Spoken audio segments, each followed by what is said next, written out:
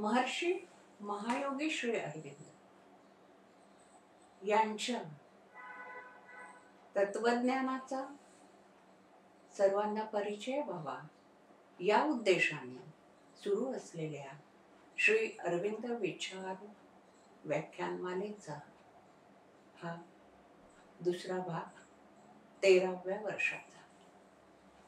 या भागात आज आपण श्री अरविंदांच्या तत्वज्ञानातला एक महत्त्वाचा विचार, एक महत्त्वाची संकल्पना समजून घ्यायचा प्रयत्न करणार आहोत. त्यामुळे आजचा विषय आहे जीवनाची ऊर्ध्वगती. ही संकल्पना श्री अरविंदांच्या अत्यंत महत्त्वाच्या ग्रंथातून उचललेली आहे. हा ग्रंथ आहे दिव्य जीवन. दिव्य जीवन हा ग्रंथ 2 खंडांमध्ये आहे. त्यापैकी पहिल्या खंडातल्या 21व्या प्रकरणामध्ये ही संकल्पना स्पष्ट केलेली आहे. श्री अरविंदांनी ही संकल्पना स्पष्ट करण्यासाठी ऋग्वेदातलं एक वचन सर्वप्रथम उद्धृत केलेलं आहे. आणि ते वचन जे आहे ते पहिल्या मंडळातल्या 22व्या सूक्तातल्या 17 ते 21 या क्रमांकांच्या ऋचांवर आधारित आहे. यावर जीवनाची ऊर्ध्वगती नेमकी काय ही स्पष्ट केलेली आहे. आपण त्या ऋचांचं स्पष्टीकरण बघूया.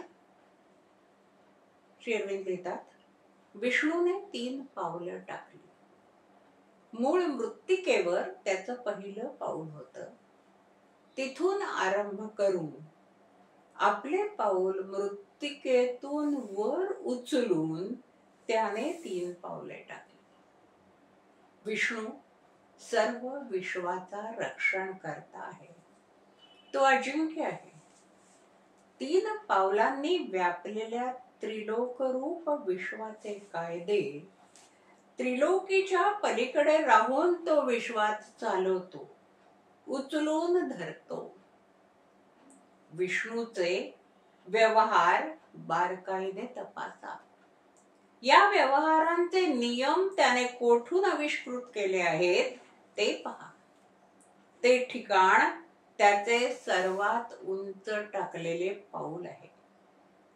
द्रष्ट्या ऋषींना ते नित्य दिसते. स्वर्गात दिव्य चक्षु सर्वत्र व्यापून असावा असे ते विष्णूचे उंचात उंच पाऊल. उंचात उंच स्थान द्रष्ट्या ऋषींना नित्य दिसते. ज्यांना अंतर्ज्ञान लाभलेले आहे, ज्यांना जागृती आलेली आहे, ते विष्णूच्या सर्वोच्च पावलाचे ते स्थान आपल्या प्रकाशाने, तेजाने प्रकाशमय, तेजोमय करतात. हा ऋग्वेदातला उद्धृत केलेला भाग आहे. श्री अरविंदांनी आपल्याला जीवनाची ऊर्ध्वगती समजावताना हे का सांगितलं? या ठिकाणी आपण लक्षात ठेवायचं की विष्णू ही पुराणकालीन देवता, ब्रह्मा विष्णू महेश याच्यातली नसून ही देवता जी आहे ती सूर्यरूप, सूर्याचा अवतार म्हणून विष्णू घेतलेला आहे. आणि त्यामुळे जी 3 पावलं आहेत ती 3 पावलं ही आपल्या जीवनाची ऊर्ध्वगती आहे. हा आपल्या जीवनाचा प्रवास आहे.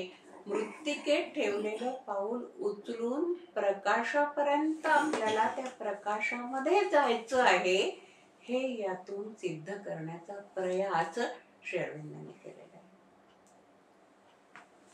आता आपल्याला विचार जो करायचा आहे तो आपल्या जीवनापासून करायचा आहे, मानवी जीवनापासून करायचा आहे.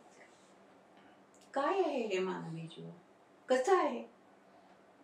आपण अगदी सुरुवातीपासून, म्हणजे ज्याला आपण पायाभूत विचारसरणीपासून विचार करूया. मानवी जीवन हे 3 कनिष्ठ घटकांनी तयार झाले.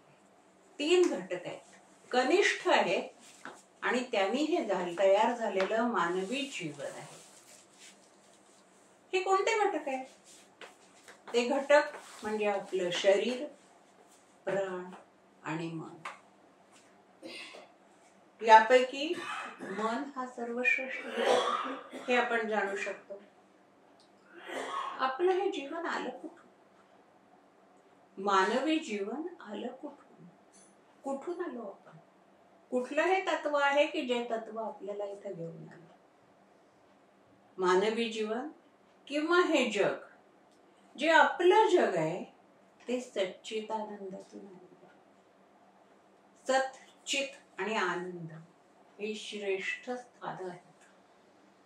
आपल्या व्यावहारिक जगाच्या पासून उंच. उंच अशासाठी की भौतिकदृष्ट्या उंच नाही म्हणायची, पण दूर आहे, लांब आहे, म्हणून त्याला आपण उंच म्हणायचं. अंतर आहे खूप जास्त दोघांमध्ये, म्हणून त्याला उंच म्हणायचं. आणि या सच्चिदानंदाच्या पोटातच विश्वाचं जीवन आहे. संपूर्ण विश्व त्यातून निर्माण झालेलं आहे. आणि हे विश्व निर्माण झालेलं आहे अर्थातच त्याचाच अर्थ की आपणही या विश्वात राहणारे त्यातूनच निर्माण झालेलो. विश्वाच्या पोटी सच्चिदानंद परमात्मा आहे. आणि आपली ही साधारण कल्पना आहे. हे संपूर्ण विश्व जो आहे जे आहे त्या संपूर्ण विश्वाचा कारभार पाहणारा, हे विश्व चालवणारा, जे याच्या वळे चालतो हा पसारा असा जो आहे तो सच्चिदानंद परमात्मा आहे.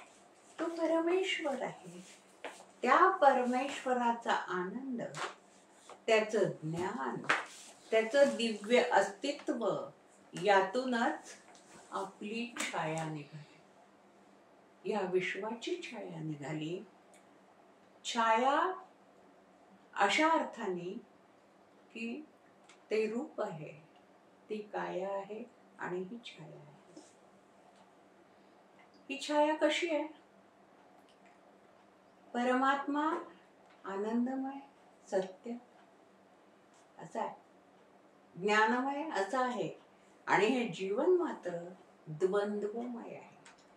द्वंद्वमय मन, आपली द्वंद्वमय संवेदना आणि आपली शक्ती ही त्याची जवळ जणू काही छाया आहे.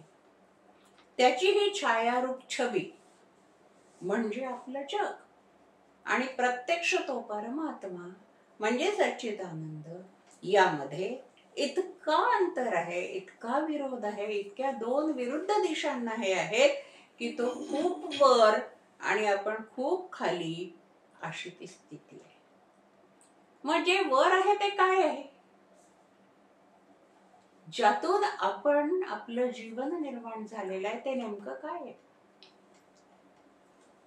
याला श्री अरविंदांनी दिव्य तत्व चतुष्टय म्हटलेलं आहे.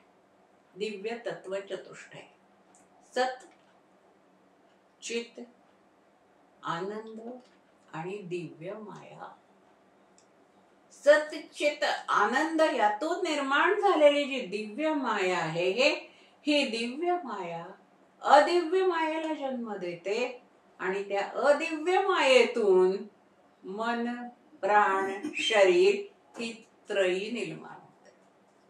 दिव्य कल्पनेतून निर्माण झालेली ही त्रयी. आणि ही जी थोडीशी त्रयी आहे त्याच्यामध्ये सुद्धा शरीर, प्राण आणि मन या पायऱ्या आहेत. शरीर हे जड तत्व आहे, प्राण त्यापेक्षा थोडा चैतन्य आहे आणि मन हे पूर्ण चैतन्य रूप आहे. चेतन स्वरूप असं हे मन आहे. आणि म्हणून शरीर हा अत्यंत कनिष्ठ स्तर, प्राण हा त्याच्यापेक्षा वरचा स्तर आणि मन हा श्रेष्ठ स्तर. अशा आपल्या जीवनाची ही जडणघडण आहे. आणि ह्या त्या सगळ्याचं संचालन करणारा किंवा ह्या सगळ्याला धरून चालणारा, ह्या सगळ्याची मोठ बांधून ते सगळं नीट पुढे नेणारा जो आहे तो आत्मा आहे. म्हणजे काय आत्मा? काय आत्मा म्हणजे आमच्यात अंश रूपाने राहणारा परमेश्वर, जो आमच्यात अंश रूपाने राहतो आहे. म्हणजे आम्ही आहोत. आमच्यात अंश रूपाने राहणारा असं आपल्याला म्हणता नाही येणार, अशासाठी की या शरीरात या जडदेहात अंश रूपाने राहणारा जो परमेश्वर आहे तो मी आहे. या जडदेहामध्ये, ज्या शरीरामध्ये जो अंश आहे, अंश रूपाने परमात्मा राहतो आहे आणि जो पूर्ण रूपाने वर आहे, त्या दोघांचं मेलन व्हायचं असेल, त्यापर्यंत, त्या अंशाला पूर्णापर्यंत पोहोचायचं असेल तर त्याच्यासाठी आपल्याजवळ मार्ग आहेत. वेगवेगळे मार्ग आहेत. काही मार्ग श्री अरविंदांनी आपल्याला इथं सांगितलेले आहे की त्यापर्यंत पोहोचण्यासाठी मार्ग आहे. पोचायचं आहे, नक्कीच पोचायचं आहे, कारण की तो आपला प्रवास आहे. या सृष्टीतली प्रत्येक गोष्ट ही उत्क्रांत होण्यासाठी निर्माण झालेली आहे. मानवाची उत्क्रांती जी आहे ती शारीरिक कदाचित पूर्ण झाली असेल, मानसिक पूर्णत्वाला आलेली असेल, बौद्धिकही भराऱ्या घेतेच आहे, पण जी आध्यात्मिक उत्क्रांती व्हायला पाहिजे आहे त्याचा पाया श्री अरविंदांनी आपल्याला या ऊर्ध्व गतीमध्ये दिलेला आहे. आपल्याला जायचंय, उत्क्रांत व्हायचंय, पुढे जायचंय आणि मन प्राण शरीर या त्रयीचं मूळ रूप काय आहे, नेमकं ईश्वरी सत्य काय आहे ते जाणून घ्यायचंय. तर त्याच्यासाठी आपल्यापाशी मार्ग आहेत. पहिला पर्याय आहे, दोन पर्याय आहेत. एक पर्याय आहे पहिला, तो पर्याय असा आहे की खालच्या प्रतीचं म्हणजे कनिष्ठ प्रतीचं असलेलं आपलं जीवन, ज्या ठिकाणी आपण आहोत ती खालची जागा आहे, सर्वात शेवटची पायरी आहे. ते जीवन उदात्त करून,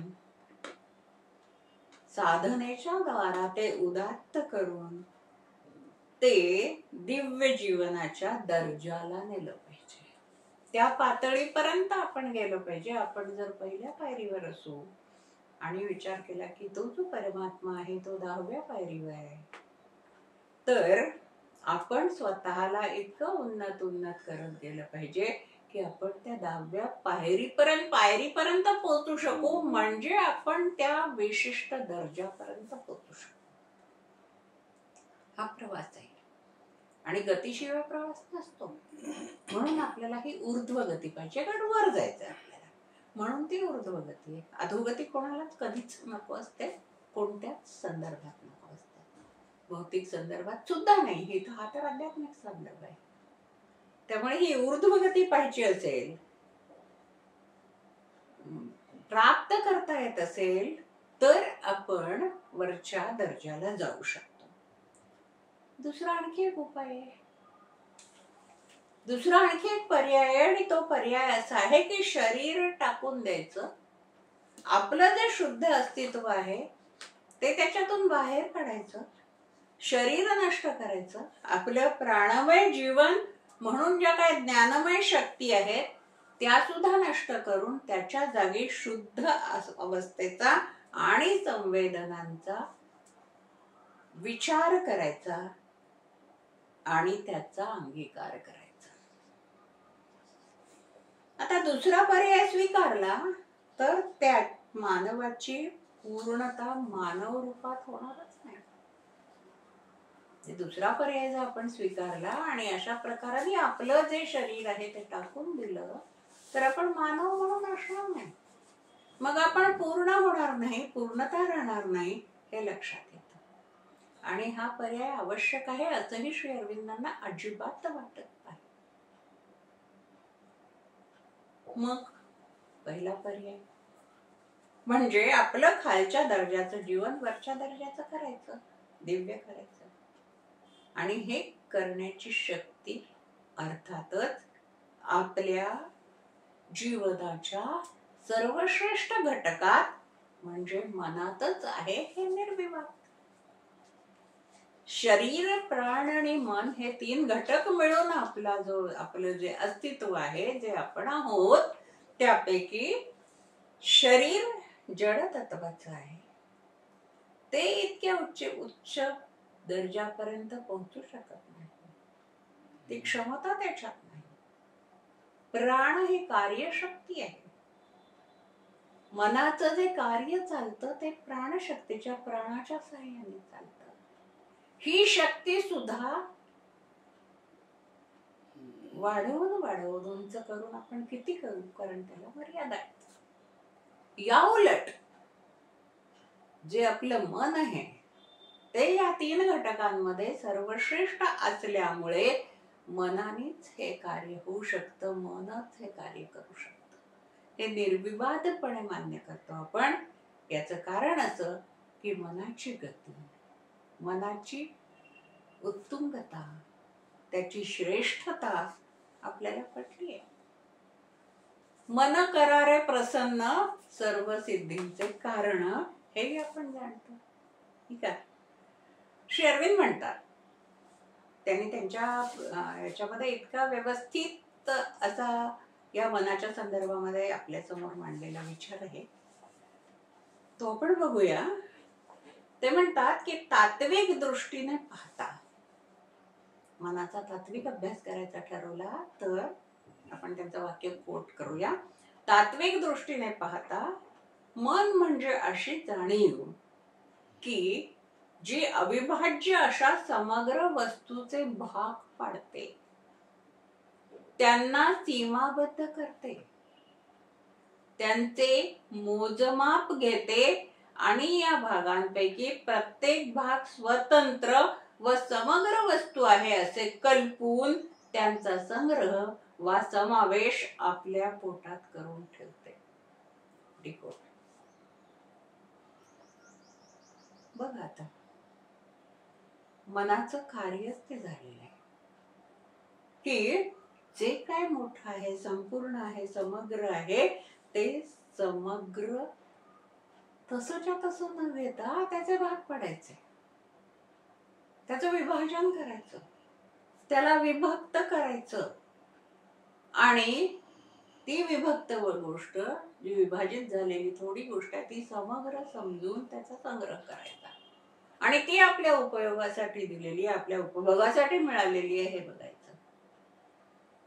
म्हणजे काय, नेमकं काय मन हे आहे काय नेमकं, आजवर कोणालाही न उमजलेलं हे आकृत आहे, समजूच शकत नाही मन काय. बैडाबाईच्या शब्दामध्ये काकसाचा दाणा किंवा आभाळा एवढं मोठं म्हटलं तर ते अगदी खसखशीच्या दाण्या इतकं क्षुल्लक आहे, शुभ्र आहे, छोटस आहे. आणि विचार करायला गेलं तर ते आभाळा एवढं मोठं आहे, असं हे मन आहे. ते आपल्याला निर्दिष्ट स्थानी घेऊन जायचा प्रयत्न करते. आपल्याला एखाद्या ठिकाणी न्यायसाठी ते एका स्थानापासून दुसऱ्या स्थानापर्यंत नेत. तर कुठल्या स्थानात जायचं आहे, कुठे न्यायचं आहे, अशा ठिकाणी न्यायचं आहे, अशा उच्च स्थानी जायचं आहे. तिथे आपण श्री विष्णूंचं 3रं पाऊल म्हटलं होतं. ज्या ठिकाणून हे जग उत्पन्न झालेलं आहे, ज्या उच्च स्थानाहून मन, प्राण आणि शरीर ही त्रयी खाली उतरली आहे, त्या उच्च उगम स्थानी या त्रयीचं मूळ स्वरूप कसं आहे हे जाणणं, हे मूळ स्वरूपाचे, ते स्वरूप जाणण्याची इच्छा निर्माण होणं, यासाठी जो प्रवास होतो तो ऊर्ध्वगती म्हणतो. म्हणून जीवनाची ऊर्ध्वगती ही तिथं पोहोचण्याची गती आहे. ही खरी जाणीव आहे. ही जाणीव होणं अत्यंत महत्वाचं आहे. आपण जे जीवन जगतो, जे सतत जगत आलेलो आहोत, आजवर जगत आलो, सर्वसामान्यपणे सजीव सृष्टी, त्यातल्या त्यात मानव जे जीवन जगतो आहे, आपलं मन ज्या क्रिया करत आहे त्याच्या अनुषंगाने त्या ठिकाणी पोहोचण्यासाठी जे समग्र आहे, जे पूर्ण आहे, त्याला समग्राला असमग्र आणि पूर्णाला अपूर्ण किंवा पूर्णाला अंश रूपात आणून तेच समग्र आहे हे समजून व्यवहार करणं, हे जे सुरू आहे ती नेणीव आहे. त्याला नेणीव म्हणायचं. म्हणजे उदाहरणच द्यायचं झालं तर आपण स्वतःचं शरीर हे समग्र आहे, पूर्ण आहे, आपण परिपूर्ण आहोत, आपण म्हणजे एक घटक आहोत, पूर्ण घटक आहोत असं समजून आपण तो व्यवहार करत असतो. मनाच्या या स्वभावाला नेणीव म्हणतात. आणि नेणिवेतून जाणीवेकडे जाणाऱ्या आपल्या जीवनाचा प्रवास आपल्याला बघता आला पाहिजे. हा होतच असतो. आपण मुद्दाम होऊन जाणीवपूर्वक प्रयत्नपूर्वक साधना करून हा प्रवास करण्याचा प्रयत्न करतो आहोत. तसा नाही केला तरी तो होणारच आहे. फक्त त्याची गती श्री अरविंद म्हणतात इतकी मंद असणार आहे की त्यासाठी किती वर्ष लागतील सांगता येत नाही. शिवाय या मंद गती बरोबर संघर्षही अत्यंत येणार आहे. खूप मोठ्या प्रमाणात संघर्ष होणार आहे. कारण की ती गती प्राप्त करण्यासाठी आपल्या जड शरीराची, प्राणमय कार्यशक्तीची आणि नेणिवेत जगणाऱ्या मनाची क्षमता कमी पडते. ही क्षमता आपल्याला साधनेने वाढवावी लागणार आहे. आपलं मन कसं असतं, समग्राला तुकडे तुकडे करून जो तुकडा मिळालाय तो आपला आहे असं समजणार. आपण म्हणतो ना माझं गाव, माझं राज्य, माझा देश, हे अपूर्णच आहे ना, एक भागच आहे. तरी पण आपण आपल्या महाराष्ट्राला पूर्ण म्हणतो, मग आपल्या देशाला पूर्ण म्हणतो. जगाच्या नकाशावर तो एक तुकडाच आहे ना, तो कुठे पूर्ण देश आहे? मग जगाच्या नकाशाचा विचार केला किंवा जगाचा विचार केला, विश्वाचा विचार केला तर ही पृथ्वी, ती पृथ्वी पण एक तुकडाच आहे ना त्या ग्रहमालेचा. पृथ्वी या ग्रहमालेचा हा तुकडा आहे म्हटल्यानंतर मग ग्रहमाला पूर्ण आहे ना. आपली सूर्यमाला जी आहे ती पूर्ण आहे. छे ते कुठे पूर्ण आहे? ती त्या ब्रह्मांडातल्या अनेक सूर्यमालांपैकी एक आहे. म्हणजे तेही अपूर्णच आहे. मग ब्रह्मांड तेही माहित नाही अशी किती ब्रह्मांड आहे. परंतु आपलं मन जे कल्पना करत जातं ते त्याला पूर्ण समजत जातं आणि त्याच्यामध्ये तो व्यवहार करत जातो. म्हणजे आपल्या समोर काही वस्तू स्वतः समोर तो घेतो, उभ्या करतो. त्या वस्तू समग्र वस्तूचे सलग एकरूप तुकडे आहेत हे विसरून जातो, ते समजत नाही. आणि ही जी वस्तू आहे स्वतःच्या निर्मितीकरता किंवा उपभोगाकरता आपल्याला मिळालेली स्वतंत्र वस्तू आहे असं गृहीत धरून, अशी कल्पना करून त्या समजुतीप्रमाणे त्यांचा उपयोग करायला लागतो, त्याचा उपभोग घ्यायला लागतो. आणि म्हणून मग हे विश्वाचे अंगण आम्हा दिले आहे अंधण, पुढे करू आपण दोघे जण रे, हे कवी म्हणू शकतो. किंवा हे विश्व सारे विहारास माझ्या, पुरेसे न होईल शंका नको, असाही आत्मविश्वास आपल्या पुढे व्यक्त करू शकतो. म्हणजे याच्या पलीकडे जे काय आहे, हा जो विश्वास आहे की याच्या पलीकडे आहे, हे विश्व पुरेसं होणार नाहीये, माझ्या विहाराला पुरेसं होणार नाहीये. कारण श्री अरविंद म्हणतात, खूप छान शब्दामध्ये हे सगळं जे विशद करतात आहे हे अत्यंत चांगल्या शब्दात विशद करतात. ते म्हणतात आहे, आपण बघूया, कोट करूया त्यांचं एक छोटंसं वाक्य. एका अखंड पदार्थाचे तुकडे आपल्या समोर आहेत. एका अखंड पदार्थाचे तुकडे आपल्या समोर आहेत अशी जरी मनाला कल्पना झाली तरी हे तुकडे कायमचेच पडलेले आहेत. त्यांचा व मूळ वस्तूचा काही संबंध राहिलेला नाही. ते स्वतंत्र वस्तूप्रमाणेच आहेत अशी मनाची समजूत असते. मनाची दृष्टी अशी असल्याने त्याची क्रिया असो वा भोग असो, त्यांचा विषय नेहमीच समग्र वस्तू हा असतो. या समग्र वस्तू या त्याचपेक्षा मोठ्या अशा समग्र वस्तूचे अंश असतात. तसेच भोग्य किंवा क्रिया विषय असलेल्या दुय्यम समग्र वस्तूचे तुकडे पाडून मन त्या तुकड्यांना काही उद्दिष्टांच्या दृष्टीने समग्र वस्तूंच्या प्रमाणे लेखते.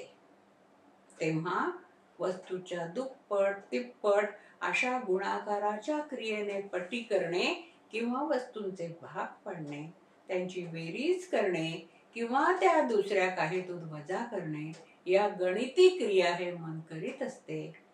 या क्रियांच्या पलीकडे त्याची धाव जात नाही. अनकोट.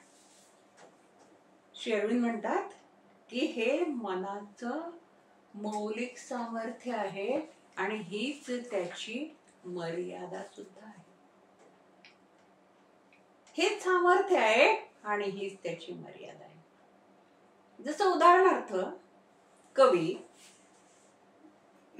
आपल्या कल्पनेने, उदाहरण घ्यायचं झालं तर कवी आपल्या कल्पनेने एखाद्या वस्तूची निर्मिती करतो, एखाद्या संकल्पनेची निर्मिती करतो आणि ती संकल्पना स्वतःची निर्मिती म्हणून त्याच्याकडे बघतो. त्याच्या अस्तित्वातून ही निर्माण झालेली आहे. त्यांनी स्वतः ती निर्माण केलेली आहे आणि त्याच्या अस्तित्वातून निर्माण झालेली ही जी कल्पना आहे ही त्याच्यापेक्षा वेगळी नाहीये. पण हा निर्माण करणारा कवी मात्र या कल्पनेला आपली स्वतःची निर्मिती म्हणजे आपल्यातून तयार झालेली ही दुसरी वस्तू असं समजतो. ती त्याचीच पडछाया, प्रतिछाया किंवा त्याच्याच अस्तित्वाचा तो खेळ असतो.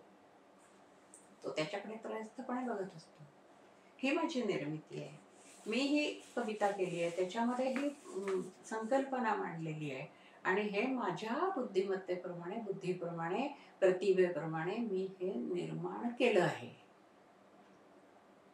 ती निर्माण केलेली वस्तू म्हणजे तो स्वतःच असतो. जरी त्याला ती त्याच्यापासून वेगळी वाटत असली तरी सुद्धा, कारण तो स्वतः असल्याशिवाय ती निर्मिती होणारच नाही. ती जी भावना किंवा ती संकल्पना मांडलेली आहे ती तोच आहे, म्हणून ती तशी मांडली जाते त्याच्यासारखी.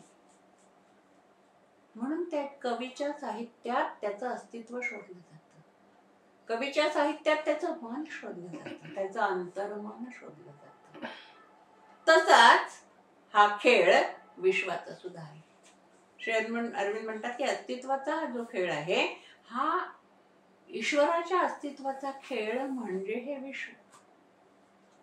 या विश्वातच ईश्वर आहे हे आपल्याला कळतं आणि आपण त्याच्या या निर्मितीमध्ये त्याला शोधायला लागतो. आपण त्याच्या निर्मितीत त्याला शोधायला लागतो, पण ही निर्मिती म्हणजेच तो आहे हे आपल्या लक्षात येत नाही. इथं आपल्या मनाची गफलत होते. मर्त्य मन हे विभक्त आहे, त्याची क्रियाशक्ती ही विभाजन करणारी आहे, वेगळं करणारी आहे, ती समग्र नाही बघू शकत. म्हणजे आपण स्वतःला, आपल्या आसपासच्या लोकांना प्रत्येकाला वेगळी वेगळी व्यक्ती म्हणून ओळखतो. ते संपूर्ण मनुष्य म्हणून एक शरीर असं नाही ओळखत. जी कल्पना श्री अरविंदांनी त्यांच्या भवानी भारतीमध्ये मांडलेली की हा देश म्हणजे एक शरीर आहे आणि ती माता आहे, तसं आपण नाही उमजू शकत. तेवढ्यापुरतं आपल्याला लक्षात येतं, समजतं. पण आपण वावरताना, नेहमी विचार करताना असा विचार नाही करत की हे सर्व एकच आहे. एका समाज पुरुषाची आपण अंग आहोत. हे आपण कदाचित बोलताना बोलू शकतो, बोलत असू, पण प्रत्यक्ष वावरताना मात्र ह्या गोष्टी बाजूला ठेवून आपण व्यवहार करत असतो. ही त्या मनाची विभाजन करणारी क्रियाशक्ती आहे.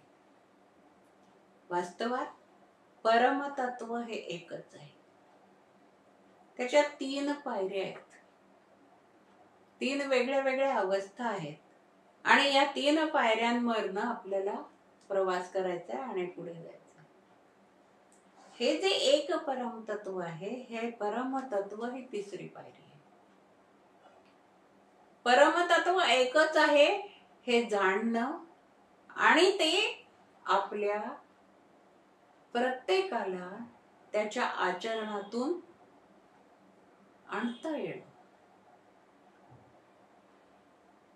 ही शेवटची पायरी आहे. हा विचारही आपल्याला असा किती अमूर्त वाटतोय बघा.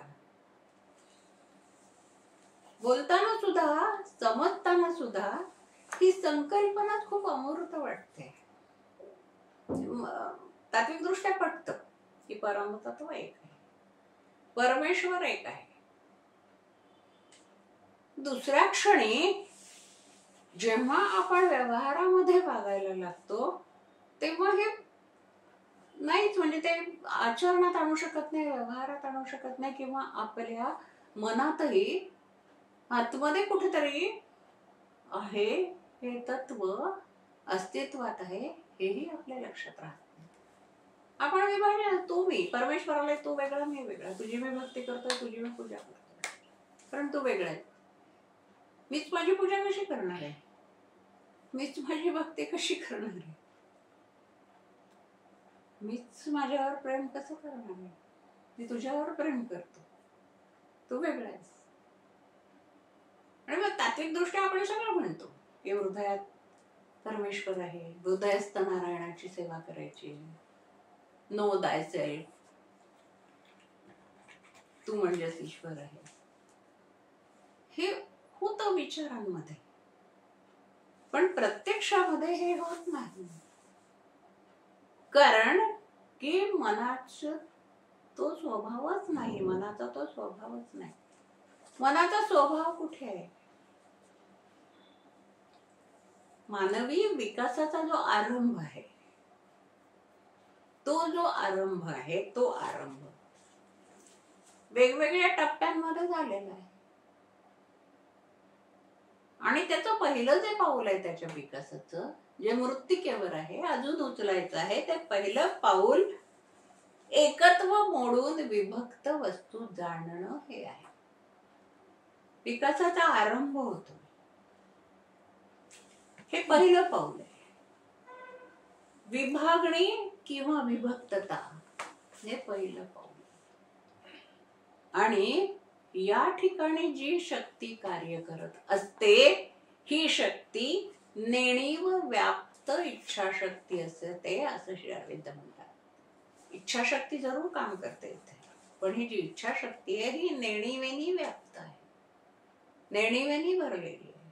म्हणजे मी, माझं शरीर म्हणजे मी, माझं घर किंवा माझ्या आसपासचा परिसर, माझे नातेवाईक, माझे मित्र, माझी मुलं, माझं कुटुंब, ही जी नेणीवयुक्त इच्छाशक्ती आहे, नेणीव व्याप्त इच्छाशक्ती आहे, ही सर्वतः काम करत असते आणि त्याच्यातूनच ती स्वतः सगळ्या गोष्टींवर सत्ता प्रस्थापित करत असते, प्राप्त करत असते. धनदौलत प्राप्त करायचा, पैसा मिळवायचा, संपत्ती जमवायची, घरदार उभी करायची, राज्य उभी करायची, हे सगळं या नेणीवेच्या इच्छाशक्तीतून होतं, भौतिक इच्छाशक्तीतून होतं. जडशक्तीतून आपला पुढे जाणारा विकास होत असतो, ज्या जडशक्तीला आपण भौतिक शक्ती म्हणत असतो. ही सतत उसळत असते, ही सतत काहीतरी प्राप्त करत असते आणि ती अंशरूपानेच प्राप्त करत असते. आम्ही खूप शिक्षण घेतलं, सगळं काही मिळवलं, अंश येतो एवढाचा, पण आपण म्हणतो आम्ही खूप शिक्षण घेतलं, मिळालं आम्हाला, खूप चांगली नोकरी मिळवली, मिळालं आम्हाला सगळं, सुखी कुटुंब आहे आमचं, खूप मिळालं आम्हाला सगळं. हे तुकडे आहेत ना, आपल्याला कुठे लक्षात येतात तुकडे म्हणून आपण त्यालाच पूर्ण म्हणतो ना. इथे कर्तव्यथा. उच्च पदस्थ नोकरीवाले अगदी ज्या ठिकाणी आपण कामाला होतो, काम करत करत पुढे चढत चढत आपण त्या संस्थेच्या सर्वोच्च पदी पोहोचलो, म्हणजे सगळं मिळवलं. आता हा विकास झालाच ना कालपासून वरपर्यंत. आणि हा विकास झाला की आपण म्हणतो की आम्ही सर्व मिळवलं. पण हा पुन्हा तुकडा काय आपल्या लक्षातच येत नाही. आपण त्याला समग्र समजतो कारण आपण त्या नेणिवेतच जगत असतो. आणि ही जी इच्छाशक्ती आहे, जडभौतिकाची जी इच्छाशक्ती आहे, ही इच्छाशक्ती खूप श्रेष्ठ आहे. तीच शक्ती सर्वात महत्वाची आहे. ही अव्यक्त जीवन शक्ती आहे आपली. आणि त्या शक्ती पुढे आपण मान तुटवत असतो, मान लावत असतो, तिला श्रेष्ठ मानत असतो. त्यामुळे भौतिक शक्तीला श्रेष्ठ मानतो आपण, सत्तेला श्रेष्ठ मानतो आपण, धनाला श्रेष्ठ मानतो आपण, शिक्षणाला ज्ञानाला श्रेष्ठ मानतो. अनेक बलांना, बलवान व्यक्तीपुढे आपण मान झुकवतो कारण त्याची शक्ती श्रेष्ठ आहे असं आपण मानतो. हे सगळे, या सगळ्या तुकड्यांना आपण पूर्ण मानत असतो.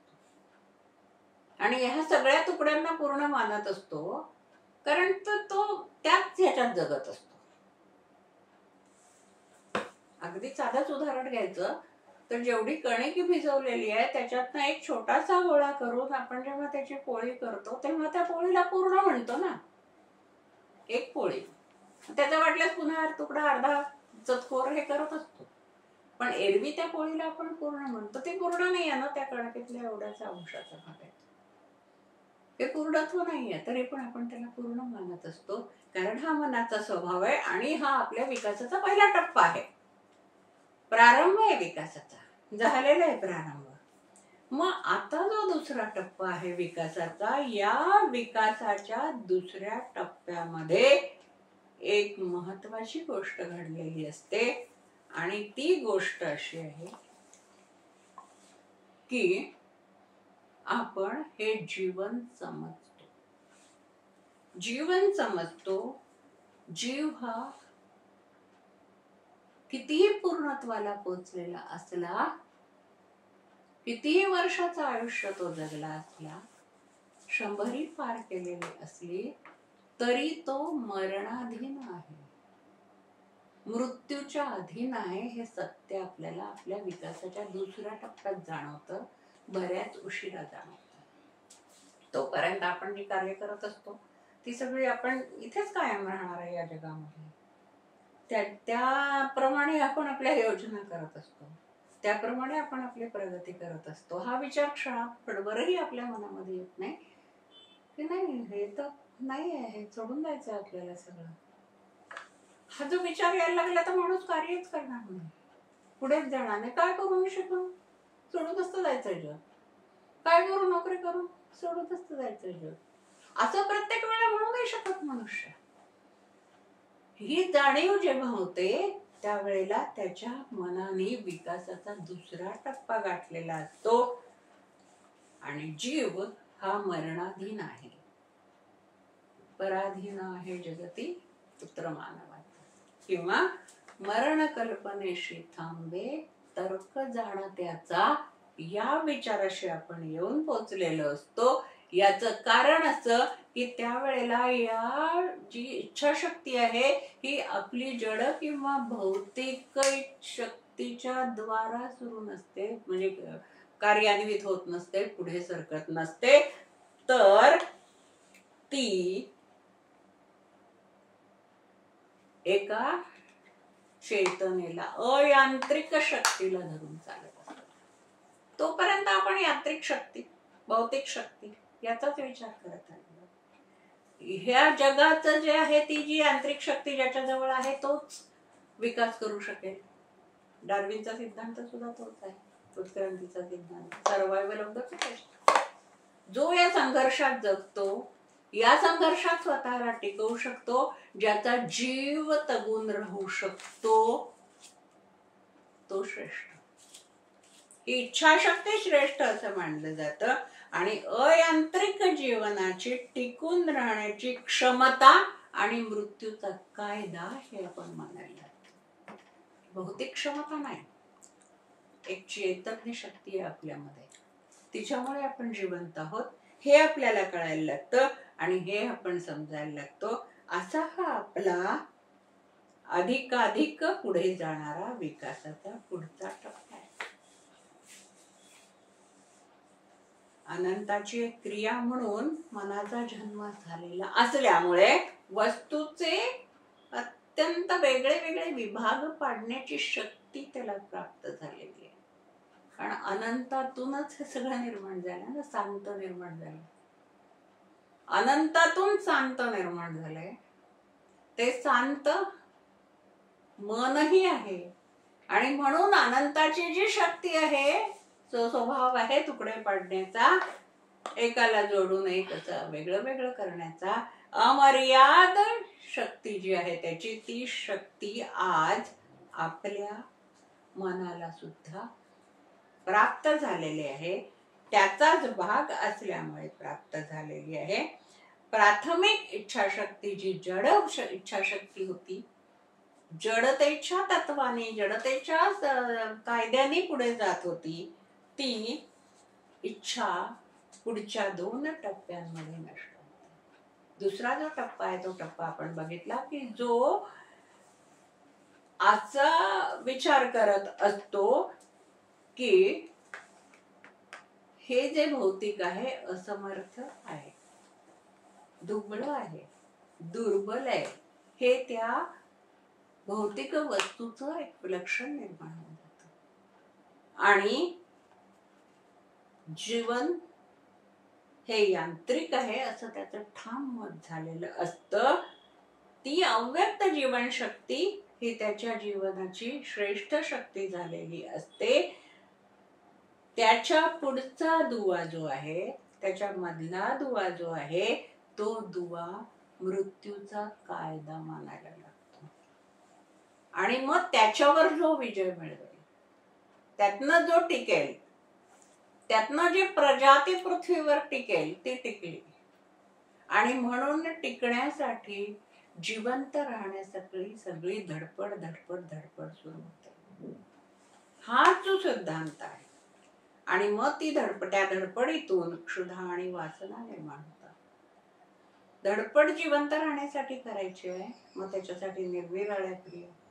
आज विज्ञान शाखेमध्ये आपलं जे वैद्यकीय शास्त्र आहे, जे एवढं प्रगत झालेलं आहे, त्याचं एकमेव कारण हेच आहे की जिवंत राहण्याची, धडपडण्याची, अस्तित्व टिकवण्याची जी इच्छा आहे ती सर्वात महत्वाची आहे. ही दुसऱ्या टप्प्यावर जाणीव होते, कारण की त्यावेळेला जीवनाचा झगडा ही त्याची प्रेरक शक्ती असते. त्या मानवाची जीवनासाठी झगडा, प्राण रक्षणासाठी झगडा नसतो. हा नुसता प्राण रक्षणासाठी नाही, जिवंत राहण्यासाठी नाही. आपण जीवनासाठी झगडा म्हटलं की नुसतं जीव चला आपण जिवंत आहोत, पुरे आहोत, तसं कुठे पुरतं आपल्याला. झगडा जिवंत राहण्यासाठी नसतो, संघर्ष हा जगण्यासाठी नसतो, मालमत्ता मिळवण्यासाठी. याच्याशिवाय आणखी काहीतरी मिळवायचं असतं. नुसतं आम्ही जिवंत राहिलो आणि आपलं समाधान होत नाही. मग त्या जिवंत राहण्यात कसं राहायचंय, मग आम्ही आमचं हे जीवन आणखी चांगल्या प्रकारे कसं जगू शकू. नुसतं जिवंत राहायला जुन्या काळात राहणारे लोक पुरेसे होते. इथून तिथे प्रवास करण्यासाठी घोड्यांचा, जनावरांचा कारभार, तर पुढे जाऊन बैलगाडीचा उपयोग करणारे.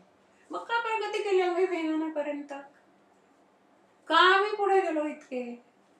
याचं कारण असं की हे फक्त जिवंत राहणं असं नसून आपली मत्ता वाढवणं, आपली सत्ता वाढवणं, आपल्यातल्या उणीवा दूर करून आपली शक्ती अधिक जास्त प्राप्त करून निसर्गामध्ये असणाऱ्या इतरांच्या पेक्षा आपल्या स्वतःला श्रेष्ठ करायला लागणं,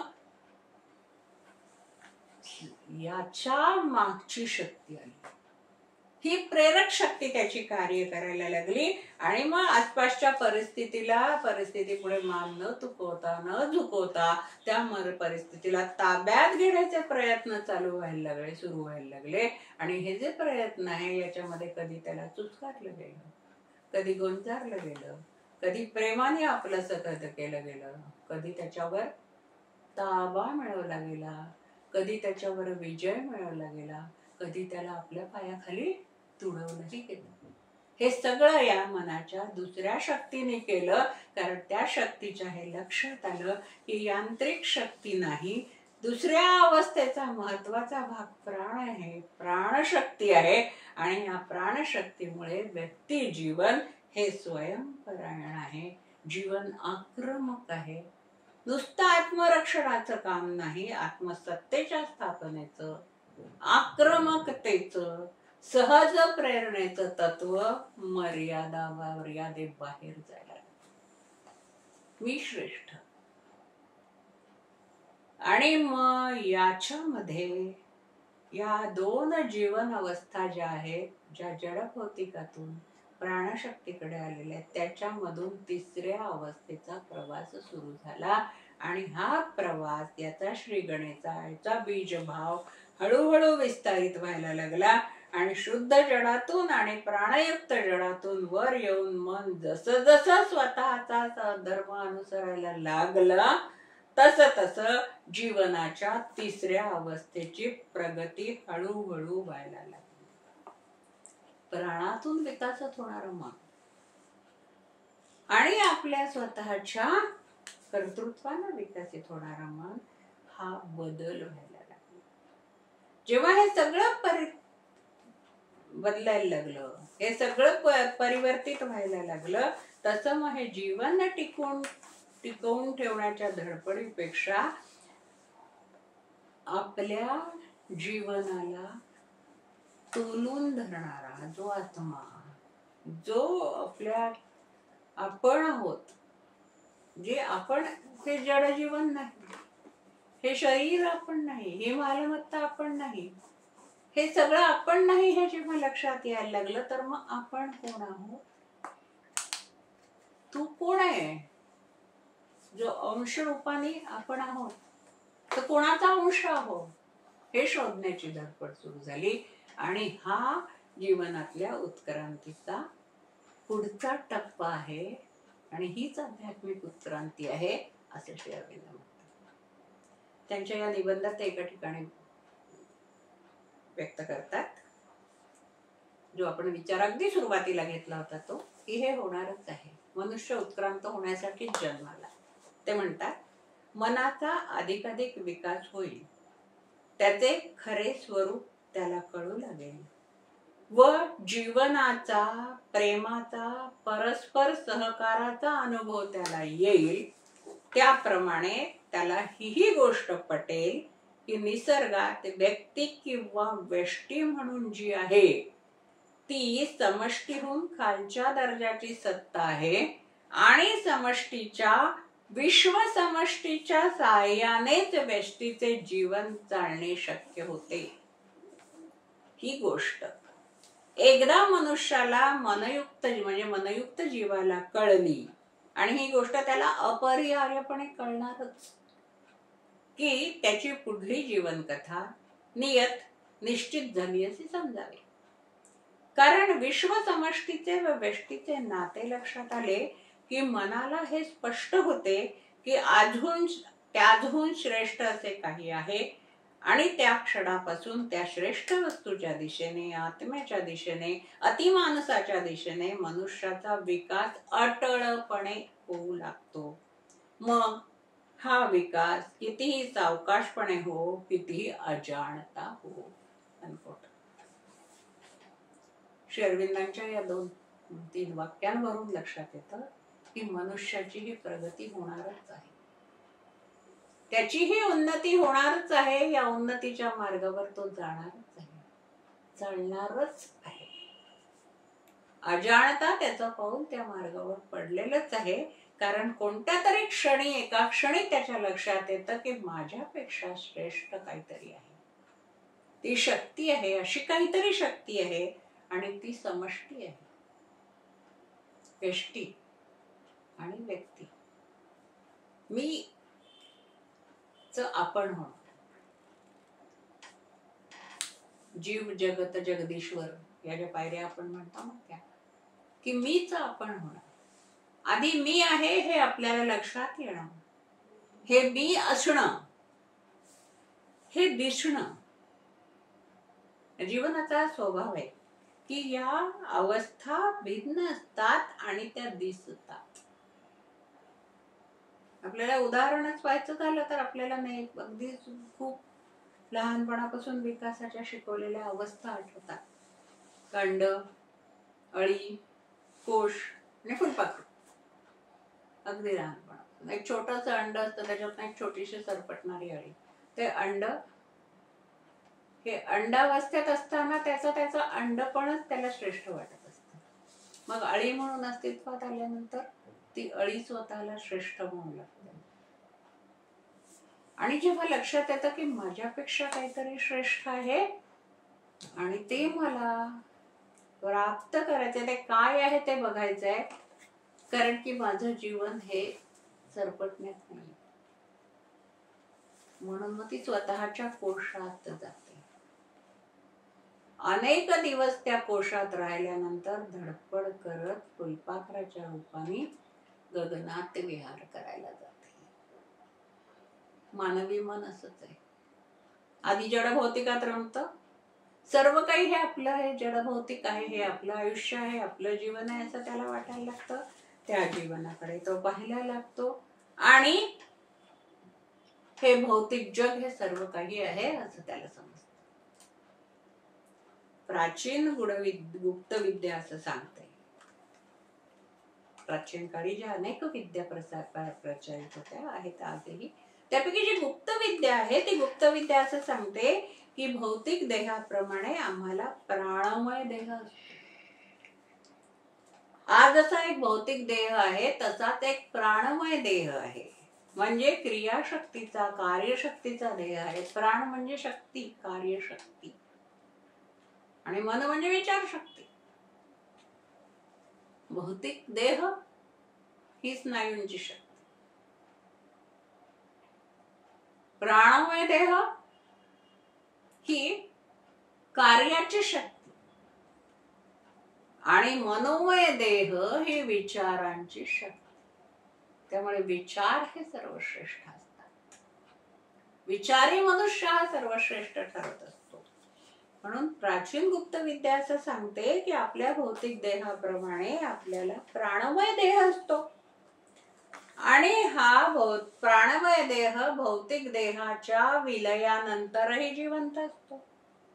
भौतिक देह विनाश पावल्यानंतर सुद्धा प्राणमय देह जिवंत असतो. आपण प्राणमय देहाने जिवंत राहतो आणि असे जे सगळे प्राणमय देह जिवंत असतात ते एकमेकांमध्ये मिसळून जातात, एकमेकांच्या सहकार्याने राहतात.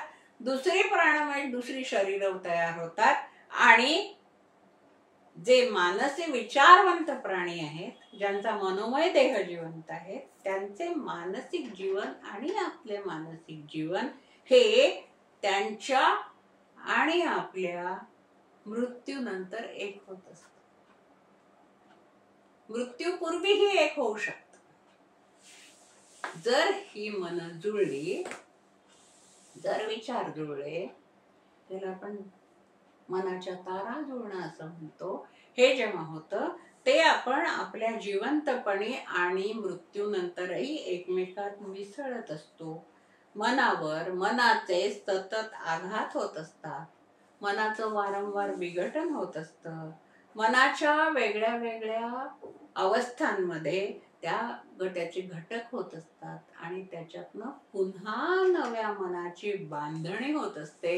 हे सातत्याने सुरू असतं आणि म्हणून आपलं मन हे व्यावहारिक मनापासून उच्च मन, उच्चतर मन, दिव्य मन असा प्रवास करत करत अतिमानसापर्यंत जाऊन पोहोचतो. हा प्रवास आहे, ही साधना आहे आणि ही साधना शरीरधारी मानवाला शक्य आहे. म्हणून जी एक महत्वाची गोष्ट आहे की जडाधिष्ठित चैतन्य, जडाधिष्ठित चैतन्य आणि जडातून मुक्त झालेलं असं चैतन्य, याच्यामध्ये सुसंवादित्व निर्माण व्हायला हवं आहे. म्हणजे पुन्हा आपण तिथेच येऊन पोहोचलो की मी म्हणजे कोण? तर परमेश्वराच्या अंश. मी या शरीरात जो राहतो आहे तो अंशरूपी परमेश्वर आहे. याची जाणीव होणं ही विकासाची पहिली पायरी. जसं माझ्यात किंवा मी हा अंशरूपी परमेश्वर आहे, तसं प्रत्येकच व्यक्ती ही, प्रत्येकच सजीव, प्रत्येक दिसणारी गोष्ट, दृष्टीला दिसणारी गोष्ट, सजीव असो निर्जीव असो, त्यामध्येही परमेश्वराचं, त्या परमतत्वाचं अंश रूपानं अस्तित्व आहे. हे समजणं ही दुसरी पायरी. जसं भौतिक उदाहरण द्यायचं झालं तर अणु हा एक छोटासा घटक आहे, त्याला स्वतःच अस्तित्व आहे. ते छोटासा अणु आहे तो सगळ्यांमध्ये आहे. ते सगळे अणु मिळून कुठलं तरी काहीतरी तयार होतं. मग आता जे सगळे अणु आहेत ते मिसळून गेलेले असले तरी त्या अणुला त्याचं सगळं वेगळं अस्तित्व आहे आणि त्या वस्तूला पण त्याचं वेगळं अस्तित्व आहे. पाण्याच्या एका थेंबाला त्याचं वेगळं अस्तित्व आहे आणि संपूर्ण पाण्याला त्याचं वेगळं अस्तित्व आहे. थेंब आणि पाणी हे एकच आहे, एकच तत्व आहे. तशासारखं अंशरूपाने वास्तव्य करणारा मी प्रत्येकामध्येच अंशरूपाने वास्तव्य करतो आहे. ही गोष्ट लक्षात आल्यानंतर ज्या वेळेला हे सगळी वास्तव्य मिळून, हे सगळे मी मिळून, माझ्यातला मी, तुमच्यातला मी, याच्यातला मी, त्याच्यातला मी, वस्तूतला मी, झाडातला मी, प्राण्यातला मी, हे सगळे मी मिळून एक परममी तयार झालाय. तो मोठा मी तयार झालाय, तोच सर्वात मोठा आहे. आणि हे जाणण्यासाठी मनाच्या एका विशिष्ट विकासानंतर आपली ही तयारी होते की आपण हे करू शकतो. आणि हा विकास करण्याची तयारी जी आहे ती अत्यंत महत्वाची आहे. श्री अरविंद असं म्हणतात, जीवन हे पुरुषाचे, आत्म्याचे, स्वत्व स्थापनेचे, मीच्या इच्छेचा प्रभाव पाडण्याचे स्थान आहे. मीच्या विकासाचे आणि जीवन कलहात टिकण्याची पात्रता त्याने मिळवण्याचे ते क्षेत्र आहे. जीवन म्हणजे स्वत्व स्थापना, मीचा विकास व मीचा टिकाव असे म्हणता येईल. तथापि जीवनात व्यक्तीला दुसऱ्या व्यक्तीच्या अस्तित्वाची व सहकाराची गरज असते.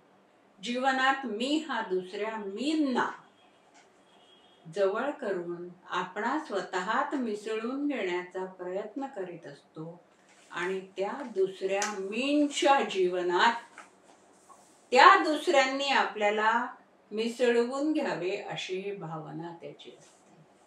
ही जेव्हा भावना पूर्ण होते, या भावनेचा पूर्ण विकास होतो, उच्च कोटीपर्यंत ही भावना जेव्हा पोहोचते, तेव्हा हा प्रवास सुरू झाला आणि आपण त्या परमतत्वाच्या दिशेने चालू लागलो आहोत असं समजावं. आणि ही जीवनाची ऊर्ध्वगती आहे.